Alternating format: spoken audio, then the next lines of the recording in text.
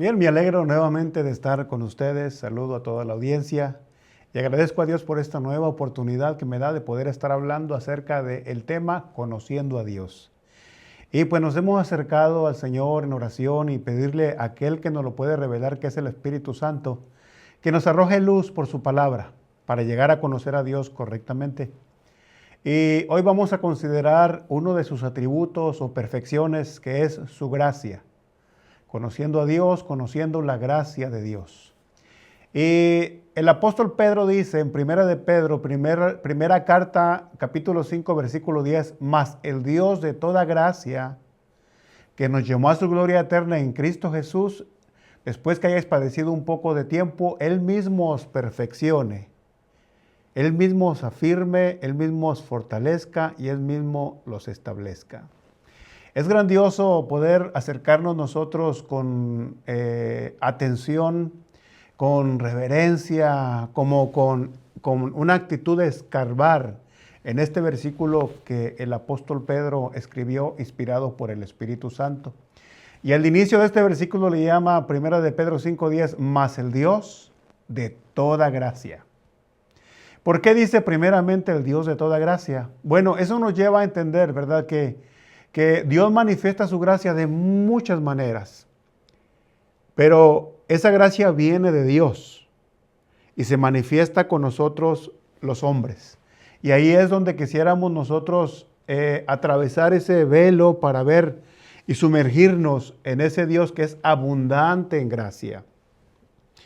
Entonces, ese Dios de toda gracia tiene una manera de cómo comunicar esa gracia. Y Juan capítulo 1, versículo 17 dice, porque la ley fue dada por medio de Moisés. La gracia y la verdad fueron hechas realidades por medio de Jesucristo. Y en esta versión que estamos considerando, habla de dos mediadores. Moisés fue el mediador de la ley, pero Jesucristo es el mediador de la gracia y la verdad. Y realmente nos sorprende, ¿verdad?, cuando nos acercamos a Jesús y ver cómo Él manifiesta, o se puede ver cómo Dios, como si fuera Jesús el puente. Y podemos ver esa gracia evidencial. Ahora, ¿cómo definimos nosotros la palabra gracia? Que eso es muy importante. La palabra gracia primeramente es un regalo. Es un regalo que primeramente, si es un regalo, no se merece. Es un regalo que no se da por medio de una recompensa, por medio de una obra o por medio de dar un salario a algo que hace alguien como si fuera un trabajo, no. Sino que es un regalo inmerecido que nos es dado solamente por la bondad de Dios, por el amor de Dios, por la misericordia de Dios. Nos es dado por esa voluntad libre y soberana. Y es soberana, ¿por qué? Porque Él nos la da como Él quiere. Nos la dispensa a nosotros de muchas maneras y es lo que queremos ver precisamente hoy y considerar, ¿verdad? Que en su soberanía Él manifiesta su gracia de una manera, de otra manera, aquel la manifiesta de una forma y a este de otra forma. Por eso decimos que se conoce como la soberana gracia que Él puede manifestar a quien quiera, cuando quiera y donde quiera. Ahora, también podemos considerar que esa gracia es infinita. Esa gracia es potente y poderosa. Es infinita porque no tiene límites. Así es nuestro Dios. Y cada uno de sus perfecciones son infinitas. Como es infinito su amor, infinita su justicia, infinita su misericordia. Así como es Él, es su propio carácter. Él es infinito en todo. Ahora, veamos esa gracia infinita, esa gracia potente y salvadora en lo que es la salvación. Efesios capítulo 2, versículo 8. Dice, porque por gracia sois salvos por medio de la fe. Y esto no de vosotros, pues es don de Dios, no por obras, para que nadie se gloríe. Y vemos aquí uno de los versos más extraordinarios diciendo que la salvación se nos es dada por medio de un regalo. O sea, por gracia sois salvos. Y la forma de obtenerlo es por la fe. Y eso es algo que viene de parte de Dios, es un don de Dios. Y por supuesto nos viene a través de Jesucristo. Ahora, consideremos ese potente hecho de lo que es la salvación por gracia. La Biblia nos habla en el libro de Hechos, el capítulo 9, y ese capítulo 9 en adelante nos habla acerca de la persona de Saulo. Dice, Saulo aún respirando amenazas y muerte contra los discípulos. Ahora, aquí tenemos un hombre atemorizante, un hombre, ¿verdad?, que estaba persiguiendo a mucha gente, que los llevaba presos a la cárcel por estar ellos ejerciendo una fe. Vemos este hombre sin compasión, un hombre sin misericordia, un hombre que respiraba, dice, el hombre respiraba amenazas. O sea, sentía un odio, un rencor terrible a aquellos que estaban en lo que se consideraba el camino, que eran los cristianos de aquel tiempo. La pregunta que hacemos, querido amigo, un hombre como este, sanguinario, sin compasión, sin misericordia, que respiraba odio para todos lados, la pregunta es, ¿qué merecía Saulo de Tarso? Posiblemente decimos nosotros, una persona así pues no merece el cielo. Exacto. Una persona así posiblemente diríamos lo que merece es el infierno. Pero lo que vemos nosotros, la abundante gracia de Dios para con este hombre, que era un hombre, ¿verdad?, que respiraba amenazas de muerte. Un hombre que de alguna manera hizo mucho daño a muchas familias. Pero vemos cómo este hombre lo alcanzó la gracia de Dios. Y fue un hombre cambiado, un hombre transformado, que realmente no merecía la salvación, pero de eso se trata la abundante gracia, que Él perdona sin importar qué tan profundo el hombre haya pecado. Esa es la maravillosa gracia de Dios. ¿Por qué? Porque es un favor que no merecemos. Yo no merecía el perdón, no lo merecía. Pero Dios, como es abundante en gracia, Él perdonó todos mis pecados. Pecados fuertes, pecados profundos, pero la gracia de Cristo es grande.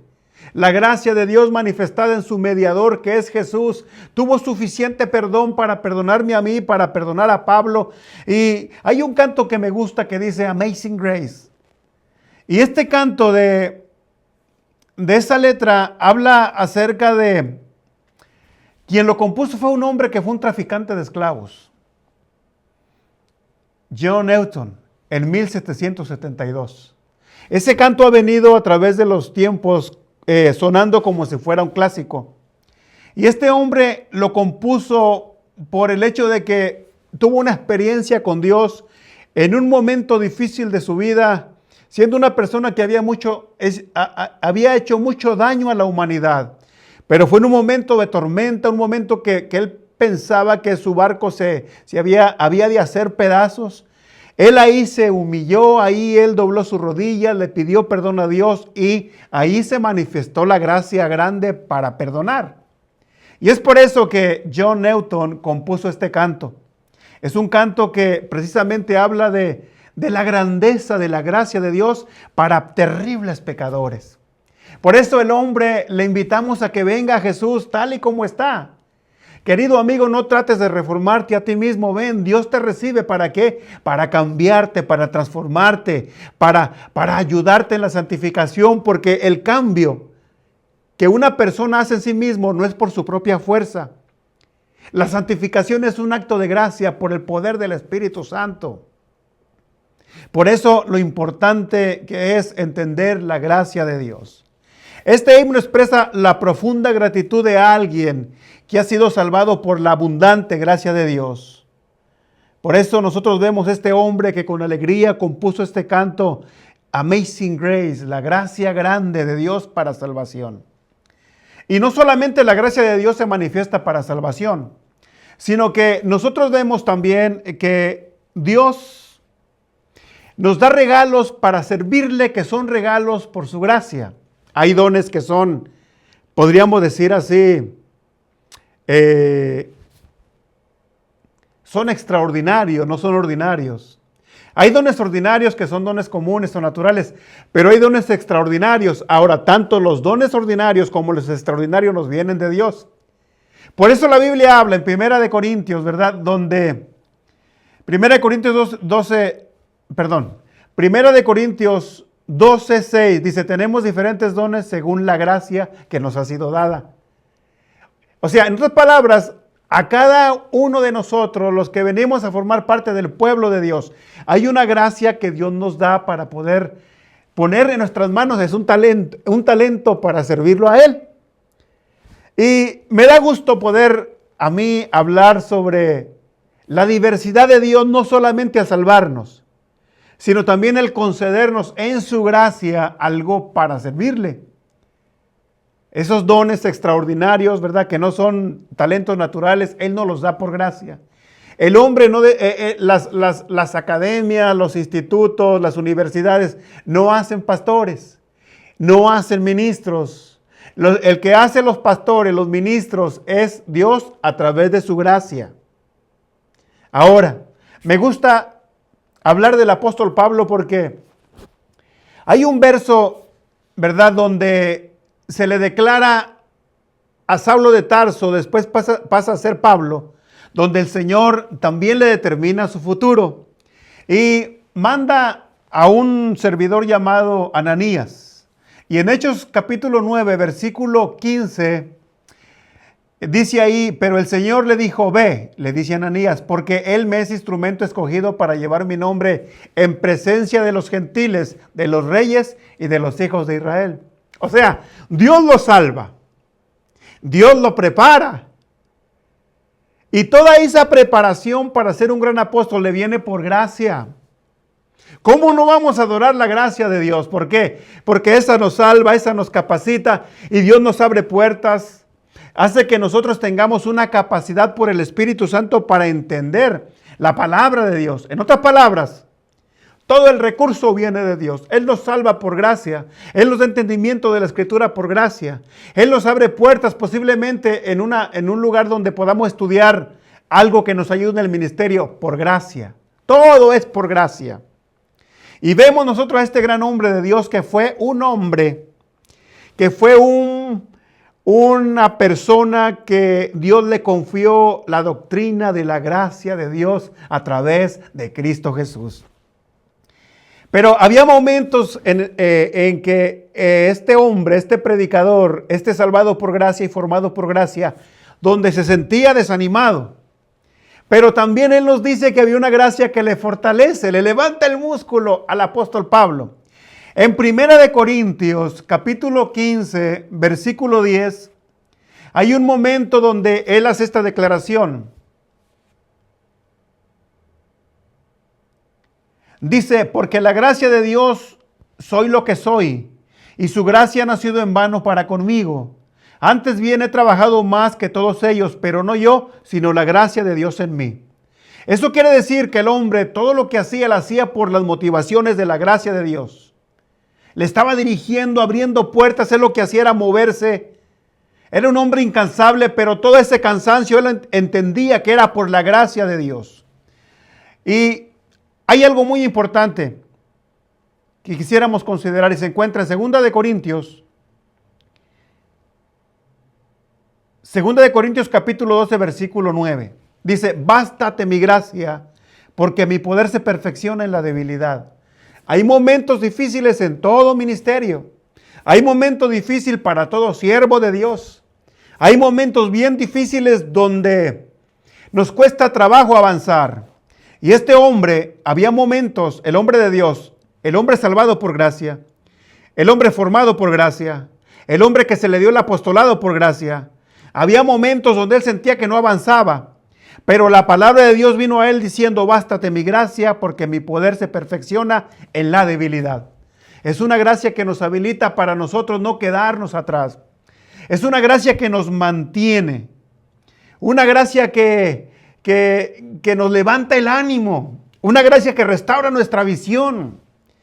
Es una gracia que levanta nuestras manos cuando vamos como de subida, que nos hace falta como el aire espiritual, como el respiro. Y cuando la gracia de Dios se manifiesta es como si fuera un 4x4 que empezamos a subir a esas montañas de problemas por la gracia de Dios. La gracia de Dios es toda suficiente. Y ¿Qué más podíamos decir? ¿Por qué somos santificados? Nadie se puede santificar a sí mismo. En Primera de Tesalonicenses capítulo 5, versículo 23 dice, y el mismo Dios de paz os santifique por completo. Todo vuestro ser, espíritu, alma y cuerpo, sea guardado irreprensible hasta la venida del Señor. O sea, Él nos salva, Él nos da ministerio, Él nos da la fuerza para seguir adelante y también Él nos santifica. A Él sea la gloria. ¿Quién te motiva a orar? Es una pregunta, querido amigo. Es Él. ¿Quién te ayuda para ser una persona apartada para Dios, santificada? Es Él. Por eso, ¿verdad? Somos llamados nosotros para poder considerar la gracia de Dios que es abundante y grande. Y cerramos con esto. Porque somos salvados para la alabanza de la gloria de su gracia. Efesios capítulo 1, versículos 5 y 6. Dice así, en amor, habiéndonos predestinado para ser adoptados hijos suyos por medio de Jesucristo, según el puro afecto de su voluntad, porque Él lo quiso así, porque su gracia nos alcanzó. Dice, para alabanza de la gloria de su gracia, con la cual nos hizo aceptos en el amado. Mi querido amigo, mi querido hermano, hemos sido llamados para exaltar su gracia. Oro a Dios para que esta gracia se manifieste abundantemente en tu vida y puedas ver que todo lo que tienes, todo lo que eres, todo lo que serás, absolutamente todo, esas habilidades naturales y esas habilidades extraordinarias, ambas vienen de Dios. Únete conmigo, únete con el apóstol, únete con todos aquellos que hemos entendido la abundante gracia por medio del mediador que es Jesucristo. Sigamos sirviéndole y respondiendo con gratitud porque su gracia es abundante. ¿Por qué no te has cansado? Es por su gracia. ¿Por qué has podido salir adelante? Por su gracia. ¿Por qué te santificas? Por su gracia. ¿Por qué tienes medios o facilidades o eres hábil para algo? Por su gracia. Así es que honramos y glorificamos y exaltamos unidos la gracia abundante de Dios. Que Dios le bendiga. Gracias por este tiempo. Bendiciones.